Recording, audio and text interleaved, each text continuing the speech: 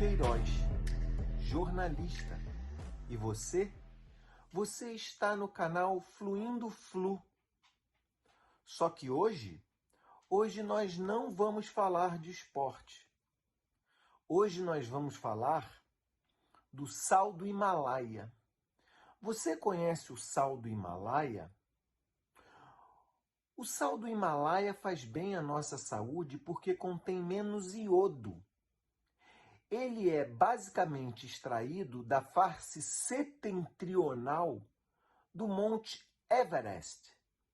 E você sabe o que essa característica geográfica significa?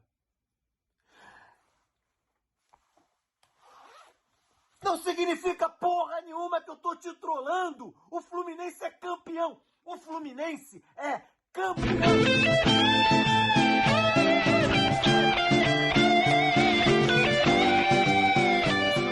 O Fluminense ganhou a Libertadores, a Recopa, falou em América. Olha, se você falar em América, é Fluminense, cara. Ganhou tudo. Agora, você me dá um tempinho que eu vou tirar esse negócio aqui da cabeça. Eu passei negócio de gordura de porco. Já venho falar com você. Hoje vai ser legal, fica aí.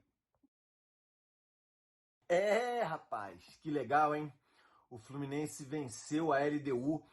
Se você reparar, a gente está tirando uns fantasmas assim da nossa vida, né? A gente tinha perdido uma Libertadores no Maracanã.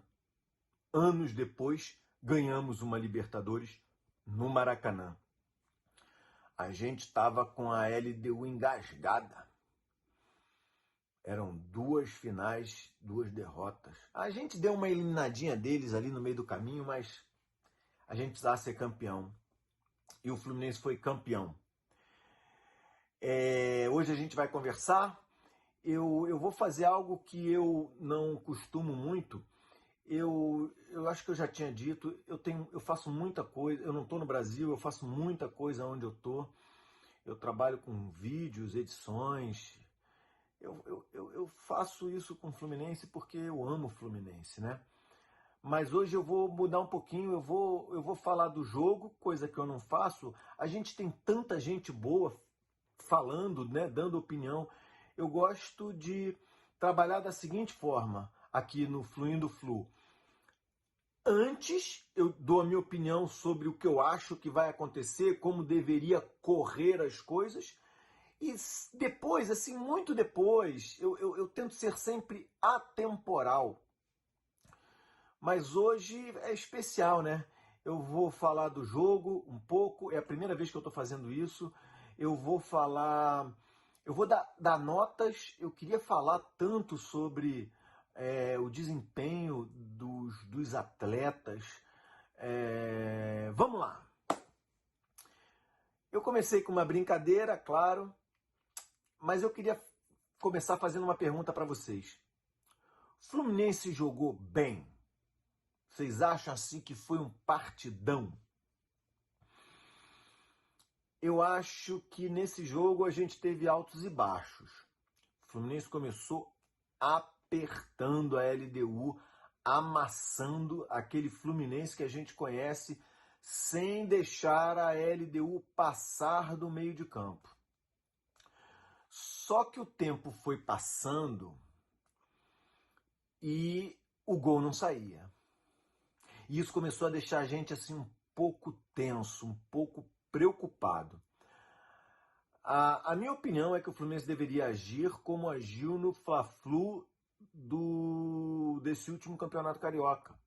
O Fluminense tinha perdido o primeiro jogo por 2-0 e começou o segundo jogo e terminou o primeiro tempo 2-0 Fluminense. Aí você passa uma tranquilidade para o time, para a torcida. Você faz com que o seu adversário saia da defesa, se abra mais, se exponha mais. É óbvio que a LDU não veio aqui para ganhar de 1-0, ganhou lá em cima, ganhou aqui embaixo. Não, a LDU nunca ganhou do Fluminense no Maracanã. Ela veio aqui para manter o empate, ou seja, ia continuar sem ganhar do Fluminense, ou para perder de 1 tento. Por quê? 1-0, segurava a prorrogação e poderia ir para os pênaltis. Aí pênalti é loteria. E foi assim que a LDU foi campeã. Só que não aconteceu esse ano. Esse ano não. Eu tinha dito antes, numa resenha que eu fiz antes do jogo, que o Fluminense, a LDU nunca conseguiu perder com a diferença de menos de 2 gols para o Fluminense. Dito e feito. O Fluminense meteu 2-0, só que aí eu pude ver em outros canais ligados ao Fluminense e canais que falam de esportes, o seguinte: o Fluminense não jogou bem, mas conseguiu se superar. A minha opinião não é bem essa. Eu acho que o Fluminense foi campeão no primeiro jogo. O primeiro jogo, na altitude, com um time com uma média elevada, de mais de 30 anos, você não perdeu de 2 nem de 3. Ali o Fluminense fez a diferença. A LDU ganhou com um placar mínimo, uma vitória com placar mínimo é de 1-0. E o Fluminense reverteu com o placar mínimo para não levar a partida para os pênaltis. O Fluminense, por mais que muitas pessoas tenham criticado o time lá em cima foi que o Fluminense foi campeão.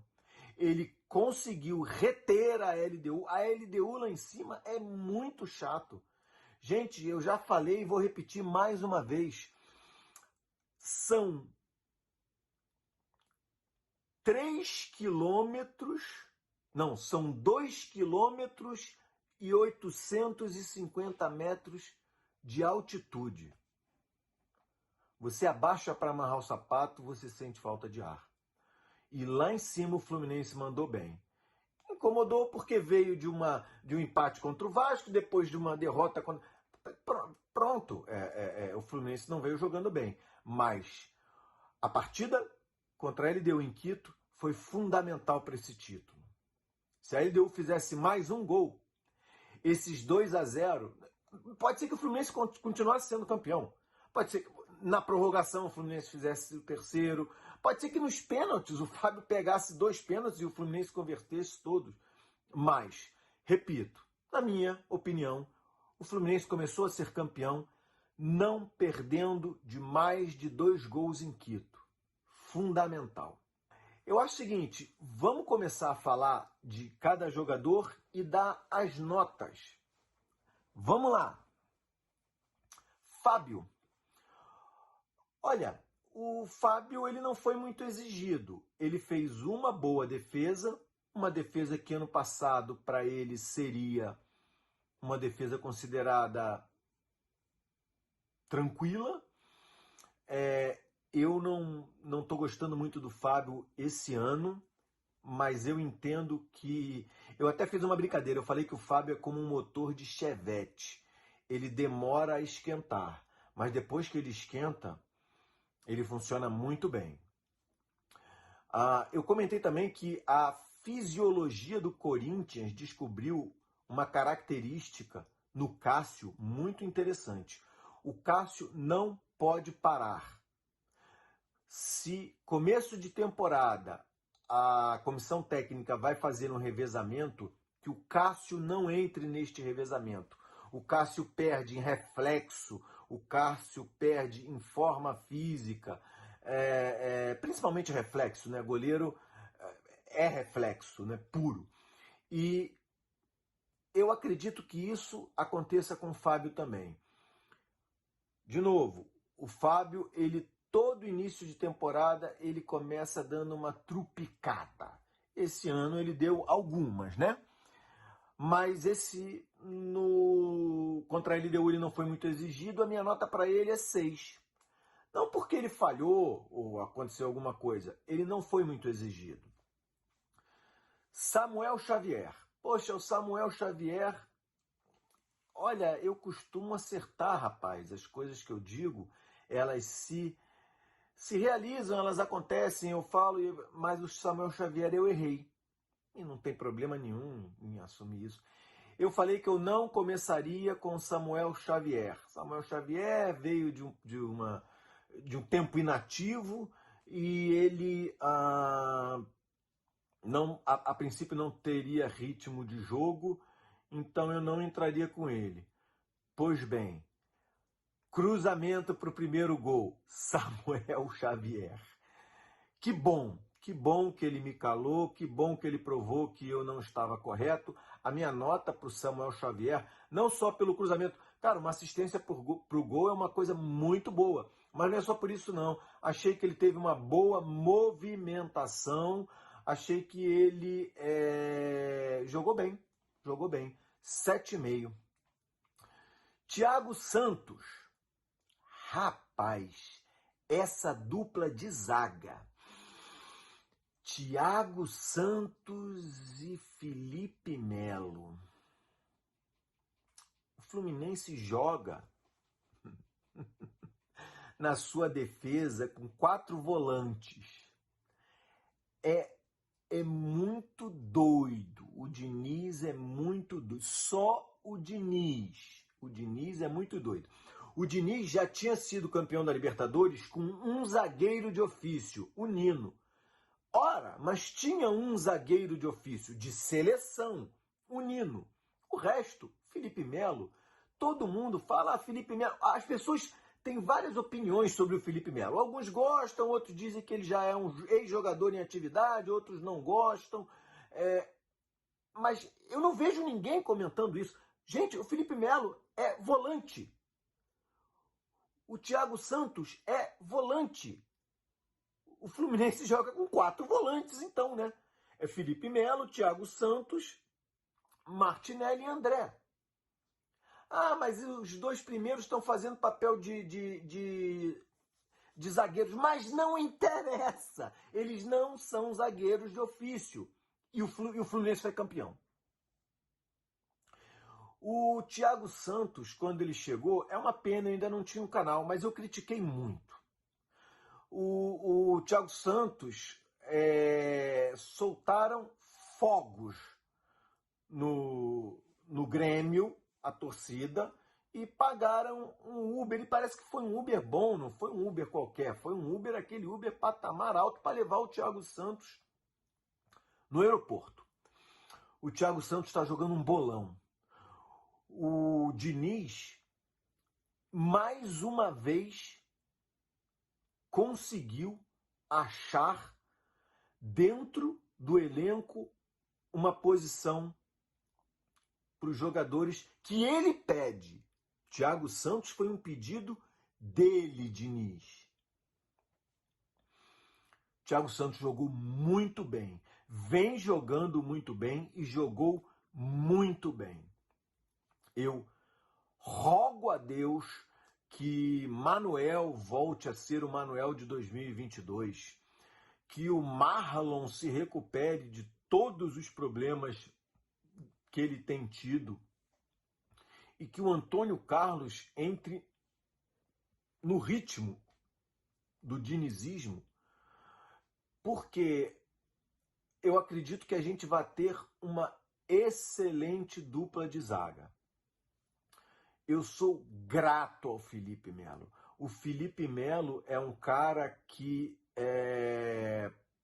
tem muito a acrescentar ao elenco, mas a cada ano que passa, ele vem ficando cada vez mais cansado. Está cada vez mais difícil pro Felipe Melo jogar em alto nível. Então que a gente comece que a gente faça o que o Diniz fez em 2023, que a gente tenha um zagueiro de ofício e um zagueiro e um volante improvisado. Isso não me incomoda em nada. Como eu disse, o Fluminense foi campeão da Libertadores. Mas eu daria um cargo ao Felipe Melo. O Felipe Melo é um cara que tem que ficar pronto, próximo ao elenco, mas eu acredito que tá muito difícil. Cara, eu tenho 53 anos. Quando eu tinha 51, eu corria muito melhor.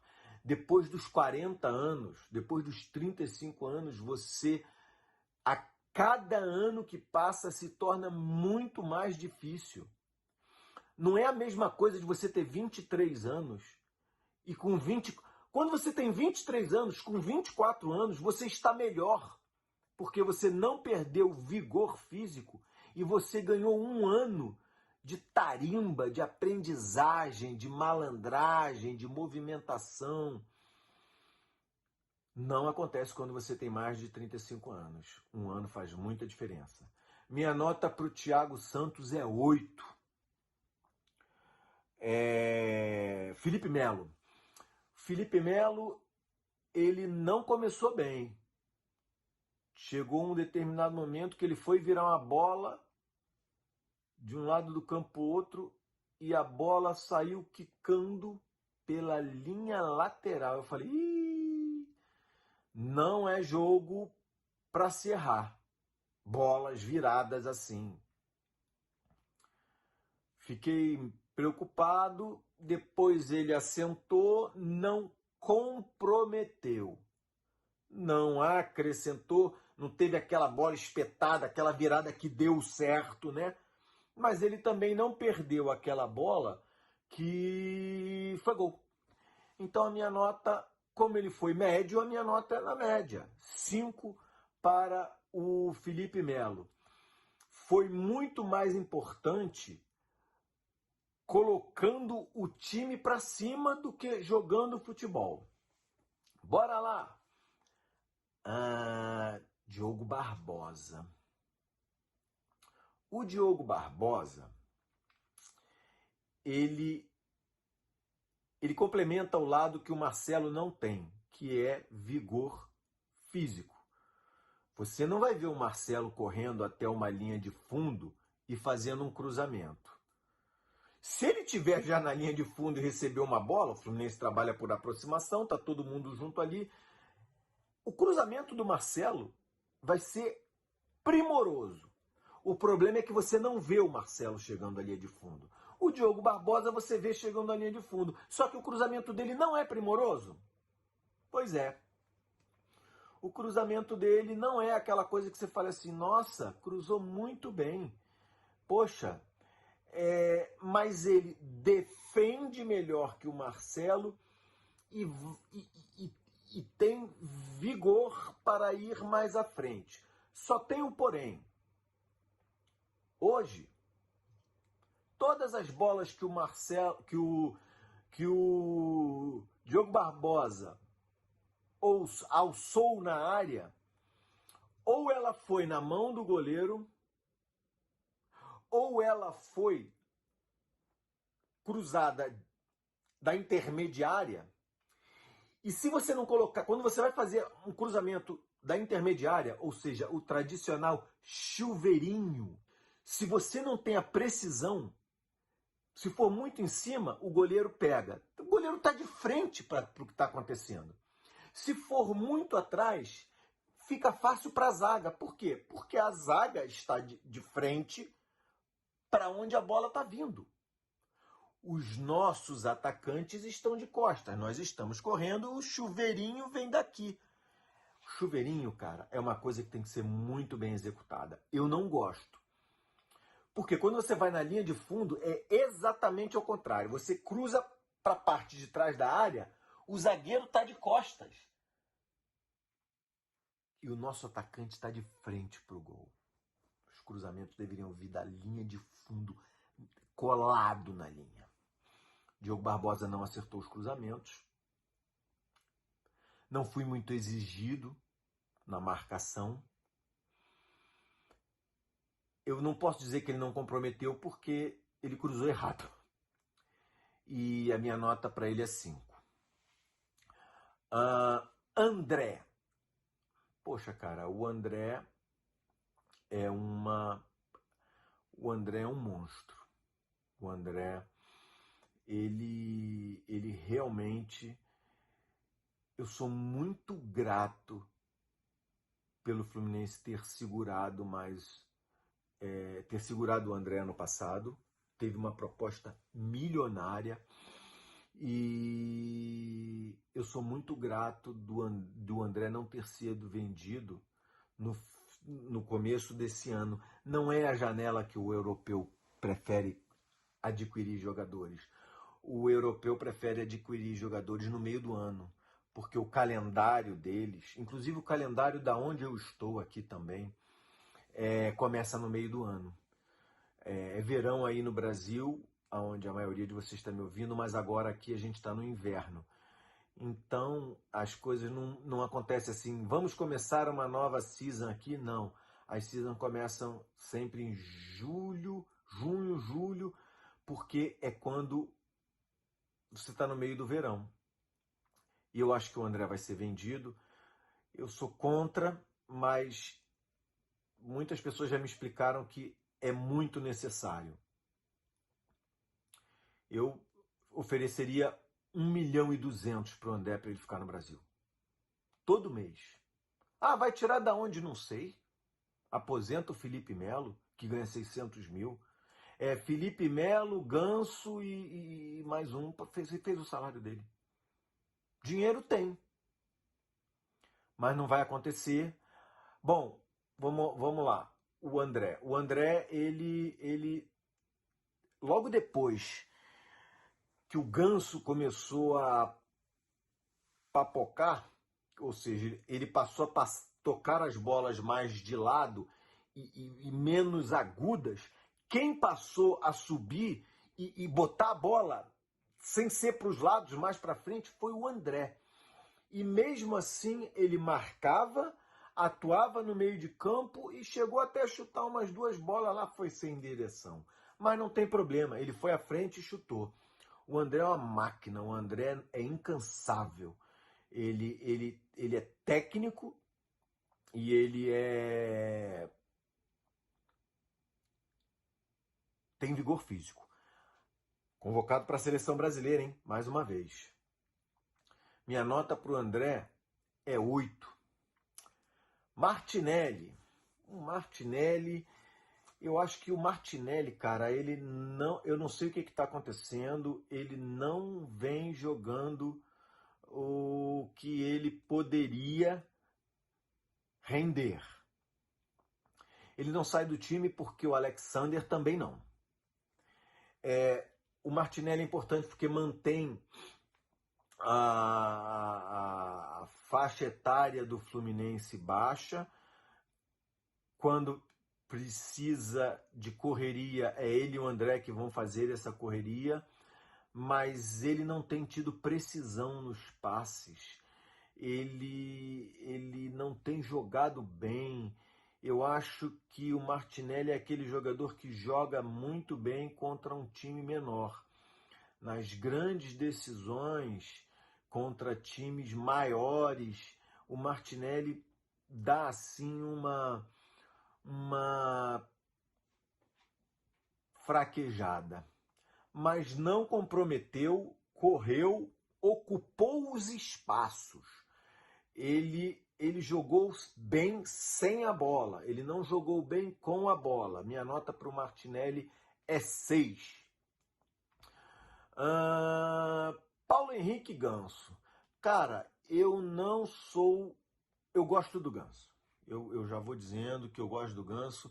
Eu acho que os 15 primeiros minutos do Ganso, ele foi aquele Ganso da final do Campeonato Carioca do ano passado, que com um toque ele tirou 3 jogadores do Flamengo, deixou o Cano na cara do gol e o Cano empatou o jogo no placar agregado. O primeiro gol foi do Marcelo, o segundo foi do Cano, com uma assistência histórica do Paulo Henrique Ganso. Eu sinto falta desse Paulo Henrique Ganso. Eu não tenho visto mais o Ganso jogar dessa forma. Como eu disse no começo do vídeo, ele foi muito bem até os 15, 20 minutos, depois ele começou a tocar a bola para o lado. eu também daria uma nota 5,5, 6 para o Ganso, não mais do que isso. John Arias. Olha, o John Arias, eu vou puxar um vídeo que eu fiz sobre o elenco de 2024. Tá aqui na grade, dá uma olhadinha. Não teve muitas visualizações, o canal está começando. Olha o que eu falei sobre o John Arias. A mesma coisa o John Arias. John Arias, vem cá. O John Arias já é mais velho. Tá bom, a gente oferece 800 mil reais todo mês pro John Arias. Fica aqui, cara. Joga feliz. É isso que eu faria em relação ao John Arias. John Arias, que numa final marcou 2 gols. Ele não atuou mais presente, ele não deu uma assistência, alguma coisa assim, mas ele foi fundamental. 9. Keno. O Keno, ele veio de uma contusão. Eu não começaria com Keno, eu começaria com o John Kennedy, como eu já havia dito, mas o Keno, ele vem, como eu disse, vem de uma contusão, e eu esperava um pouco mais do Keno. De novo, não comprometeu a ponto de perder uma bola fundamental, mas também eu acho que não acrescentou. Nota 6 para o Keno. Germán Cano. Cara, eu não sei o que está acontecendo com o Germán Cano. Ele corre, ele tem um vigor físico, mas faltou o golzinho dele, né? Faltou aquela coisa que desse... Um gol dele no primeiro tempo já deixaria a gente muito tranquilo. Ele teve oportunidade, ele chutou de lado, sem ângulo, a lá Cano mesmo, a bola não entrou, o goleiro defendeu. Aquela outra era um gol que ele não perdia ano passado. Vamos ver se a gente consegue ter o Cano de volta em breve, a gente vai precisar. A nota dele é 6. Vamos para as substituições. John Kennedy. Eu acho que o John Kennedy, indo de encontro ao que muitos colegas jornalistas e pessoas que avaliaram o jogo falaram, John Kennedy não foi expulso corretamente. Aquela expulsão dele não foi... A expulsão do John Kennedy foi exatamente a mesma coisa que aconteceu com o Marcelo. O cara deu um carrinho, meteu a perna embaixo da passada do John Kennedy. O que o John Kennedy podia fazer? Ele estava prosseguindo. Ele não pisou de maldade, ele não foi imprudente. O cara veio num carrinho e pisou e embaixo da passada dele. Não gostei muito não. Acho que ele estava começando a se desenvolver no jogo. A gente poderia ter... Deu uma cabeçada meio errada, mas ele estava entrando, ele estava esquentando. Não pôde fazer muito, foi expulso, como eu disse, injustamente. Nota 6. Marcelo. Hoje é um vídeo especial, eu vou buscar um outro vídeo que eu fiz sobre o Marcelo, sobre o elenco de 2024. Olha o que eu falei sobre o Marcelo. Eu usaria o Marcelo da seguinte forma. Marcelo vai entrar aos 30 minutos do segundo tempo. 35 minutos do segundo tempo. Marcelo, vem cá, olha só. Esses caras que estão em campo, eles já estão exaustos. Agora é tua vez. Vai lá e resolve. Faz a diferença. Cartada na hora certa, no momento exato. Usaria o Marcelo dessa forma. Fla-Flu, Diogo Barbosa, 25 do segundo tempo, 30 do segundo tempo. Vai lá, Marcelo, faz a diferença.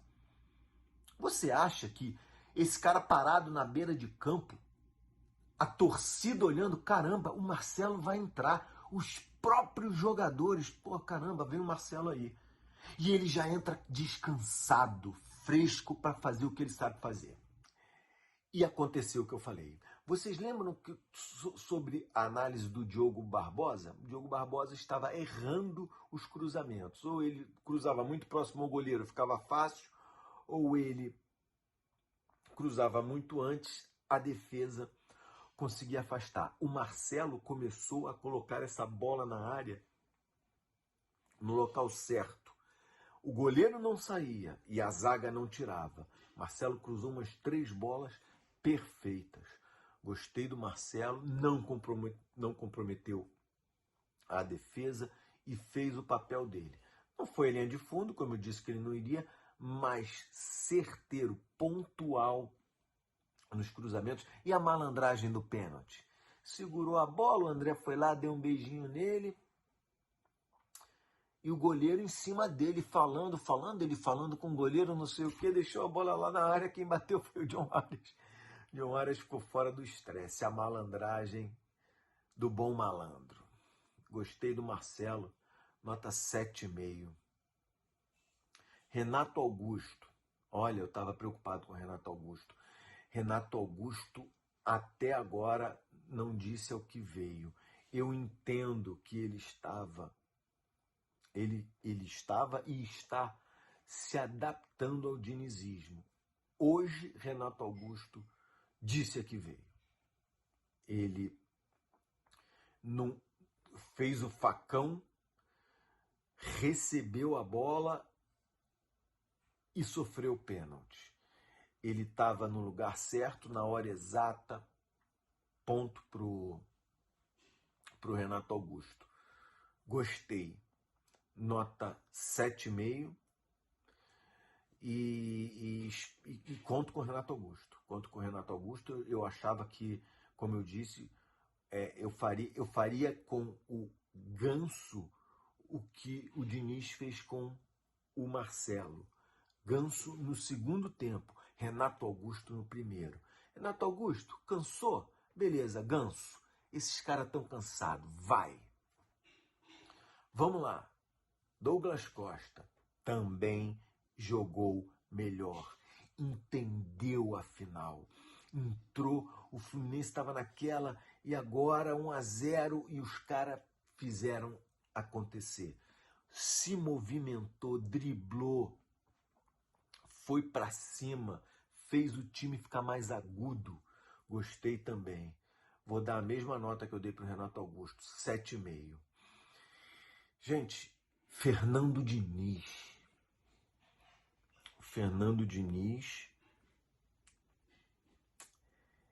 eu vou resumir de forma rápida e rasteira. Nenhum outro treinador ganharia essas competições sem ser o Fernando Diniz. Só ele. Esse cara é realmente um vencedor. Acabou o argumento de que o Diniz o futebol é bonito, mas não ganha nada, né? Não ganhava, né? Fernando Diniz. Agora que eu vejo alguns flamenguistas comemorando a Taça Guanabara em cima do Fluminense, então vamos contar, né? Fernando Diniz tem uma Taça Guanabara, um Carioca, uma Libertadores e uma Recopa. Imagina quando esse cara começar a ganhar alguma coisa. Substituições certas, na hora exata. Eu fiquei em dúvida, como eu disse no começo do vídeo, sobre Samuel Xavier. Samuel Xavier foi importante. Então, não era ele que estava errado, era eu, né? A única coisa é que eu não começaria com o Keno, começaria com o John Kennedy, mas o Keno não comprometeu, não. Os 30 primeiros minutos, o primeiro tempo, o time inteiro não jogou bem. Voltou para o vestiário, ele muda a cara do time, às vezes sem mudar nem jogador. Então, nota 9 para o senhor Fernando Diniz. São essas as notas. Eu queria ouvir de vocês o que vocês acham. Deixa aqui embaixo escrito a nota de vocês, tá bom?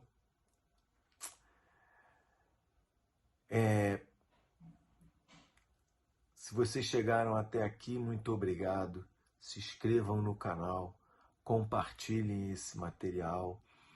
Eu realmente preciso que vocês me ajudem nesse momento. Eu tenho feito do jeito que eu posso, às vezes gravando de noite, de madrugada. Obrigado. Até a próxima.